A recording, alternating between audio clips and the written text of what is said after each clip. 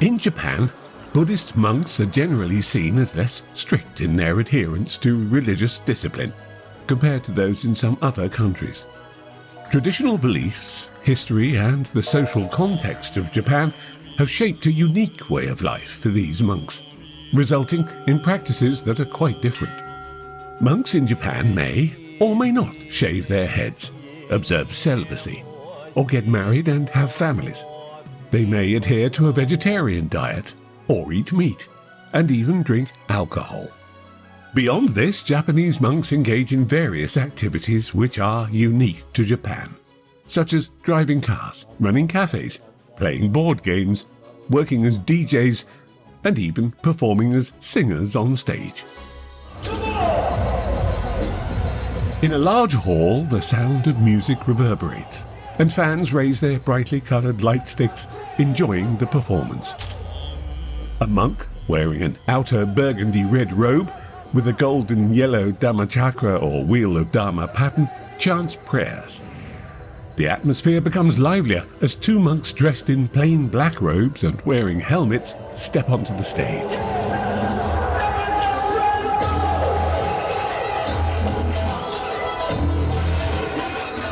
One monk is in charge of the music mix, while the other takes on the role of lead singer.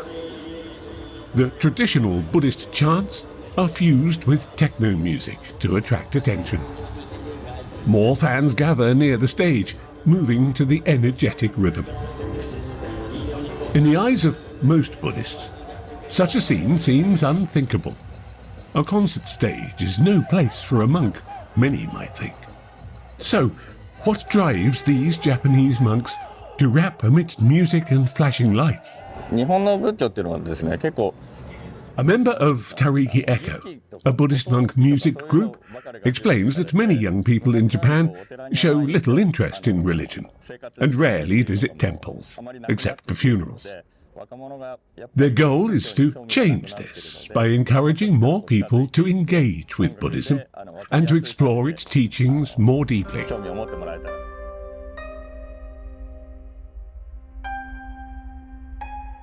In one corner of the concert venue, other monks provide spiritual guidance and lead meditation sessions, offering a peaceful retreat, even with the noise of the performance. Japan has been home to Shinto, the indigenous religion, for as long as the Japanese people have existed.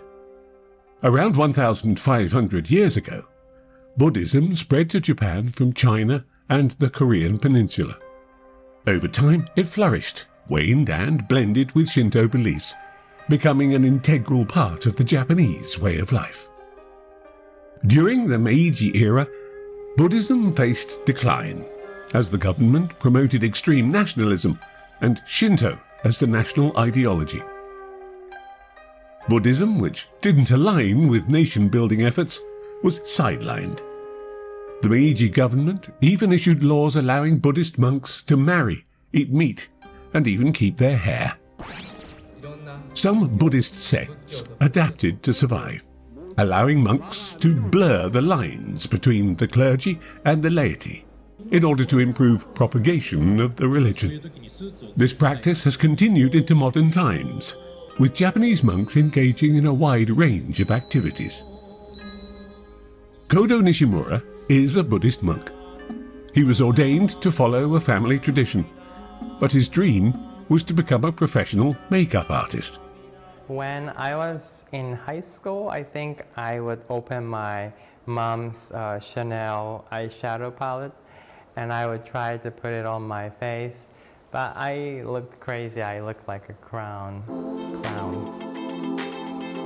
His interest in makeup began while studying in the US, where he pursued serious training and honed his skills to a professional level. Upon returning to Japan, where he had to be ordained, Nishimura continued his passion for makeup artistry, managing both his monastic duties and his career. At one point, he even worked as a makeup artist for Miss Universe.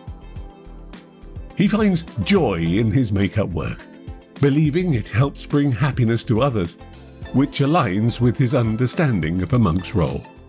I think it's really sad when religion is limiting people and making people suffer instead of helping them, uplifting them, and helping them to be a good person and happy. So by introducing my Buddhism, I think I can give some hope for them not to feel guilty. Monks take on side jobs as makeup artists or singers. These roles can only really happen in Japan. Japan is a society that adheres to Mahayana Buddhism, which believes that everyone possesses the potential for nirvana, and emphasizes dedicating oneself to helping all sentient beings. Thus, the role of monks is to bring religious teachings closer to ordinary people in every possible way.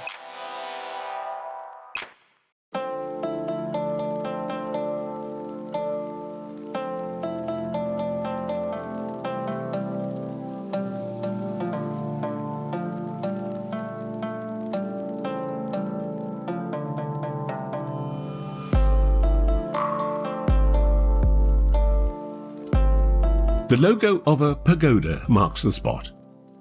Terra Café, a small venue with no more than 10 tables, is run by monks in Tokyo. We sit in a corner, and a monk dressed in a black outer garment with white socks and traditional wooden sandals cheerfully brings the menu to our table. While we're still undecided about what to have for lunch, Shoko Miura, the monk, offers suggestions.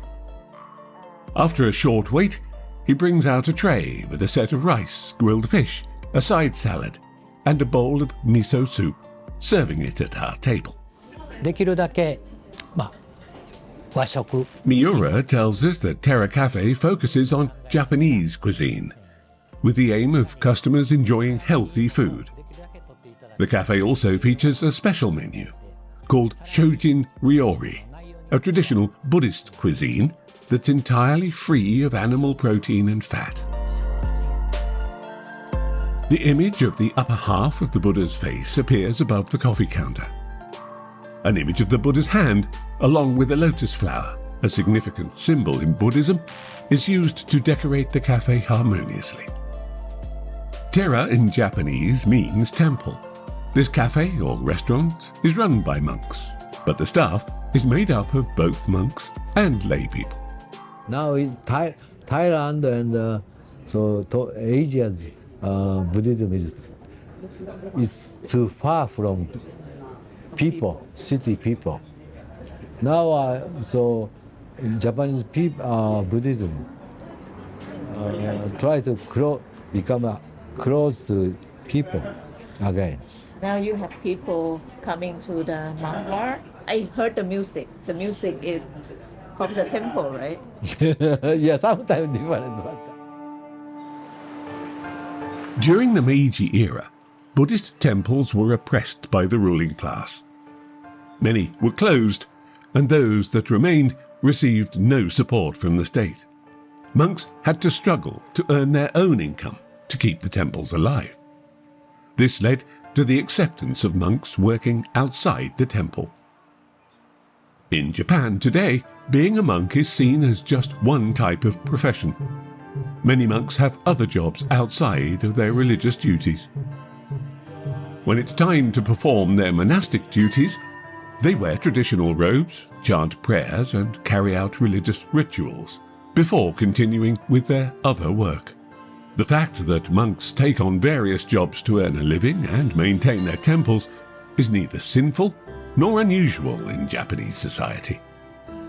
Since it is a cafe run by monks, serving only food and drinks makes it no different from any ordinary cafe. Terra Café subtly incorporates Buddhist teachings and principles into its operations, blending them harmoniously with the business. もう答えを持ってるんで、 Miura says that customers who come to the restaurant already have their own answers. A monk does not offer solutions to their problems, but has the duty to help them to be sure of what they decide for themselves. He uses Buddhist teachings as a tool to help solve problems or change their perspectives. Therefore, he explains that the monk doesn't have answers for everyone. He simply helps them discover their own solutions. This would be Miura's usual routine.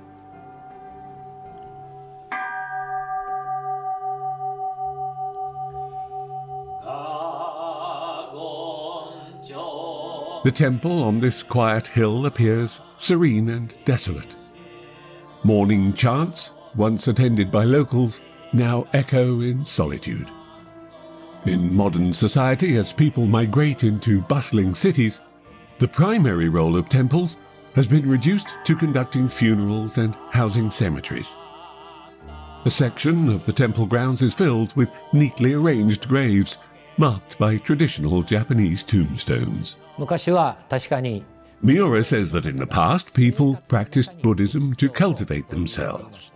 But nowadays, people seem to be distancing from the Buddha's teachings, from religion, and from that way of life. He sees that with today's busy lifestyle, waking up early in the morning to make merit has become difficult. The reality now is that people are drifting away from religion, and the Buddha's teachings no longer form the foundation of their lives. The role of temples and monks has diminished, with their responsibilities largely limited to performing funerary rites as fewer people come to worship. In response, monks have had to adapt, as Miura did, by working at a café to generate income for the temple, while also promoting Buddhist teachings. For many Japanese, Buddhism has become a cultural practice more than a profound spiritual guide. When engaged in purely ritualistic duties, such as funerals, it seems no different from any other profession. Here, monks are not required to be of solemn or divine demeanour to earn respect. Jumping on stage to sing or opening a café to support the temple isn't viewed as unconventional, as long as they continue to uphold the tenets of their faith and disseminate its teachings.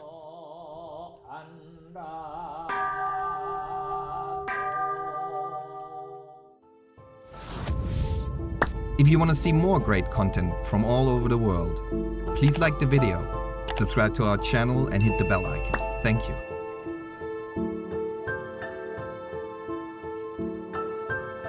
While Shinto is considered the national religion, most Japanese people claim not to adhere to any specific faith.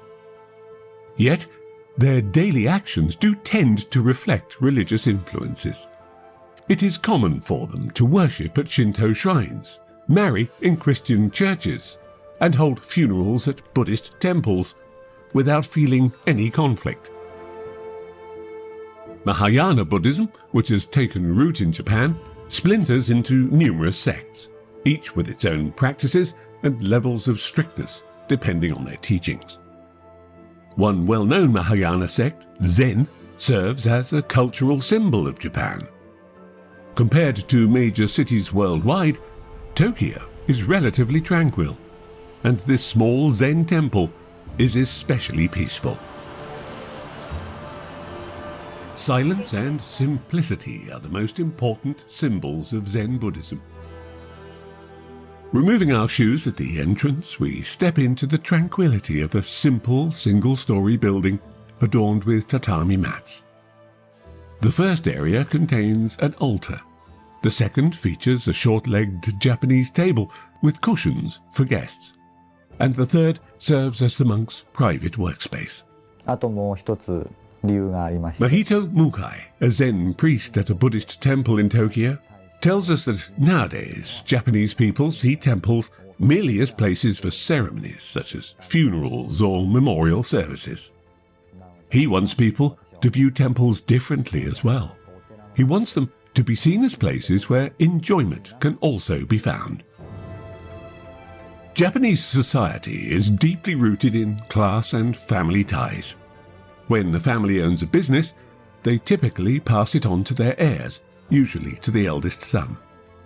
Excluded from the state and community, temples in Japan often operate like family businesses, passed down through generations, and Mukai is from the third generation. 少しはありますけど、 Mukai says that he has a hope that his son will become a monk. If he's not deeply interested in Buddhism, though, or doesn't want to become a monk, because he lacks the desire to help others find liberation from suffering, he won't force him. He says that what matters most is how his son feels. No one should have to become a monk because they are forced into it. Mukai's father also never told him he had to become a monk, so he wants to do the same for his own son. In addition to managing the temple and conducting requested rituals, this monk develops innovative methods to spread teachings through board games. 5分10分時間をください。 He sets up the board game on the table and explains the rules and gameplay. このゲームはスタートが人間の Mukai explains that players begin as humans and roll dice to move around the wheel of rebirth, with the ultimate goal of reaching nirvana. 遠いんですね。 According to Mukai, winning the game takes considerable time, as players must roll the dice repeatedly and complete various tasks, depending on where they land on the board. それが The game is designed to illustrate the suffering of samsara, the cycle of rebirth, helping players gain a deeper understanding of the Dharma by emphasizing that, much like in life, achieving the goal requires patience and persistence. That is hell, that is heaven. This game cleverly integrates narratives and religious teachings. Many terms in the game are directly derived from Pali, such as Mount Meru. Direct sermons may seem tedious and out of touch. Therefore, the monks here explore various engaging methods to attract people to the Dharma. Buddhism subtly permeates Japanese society.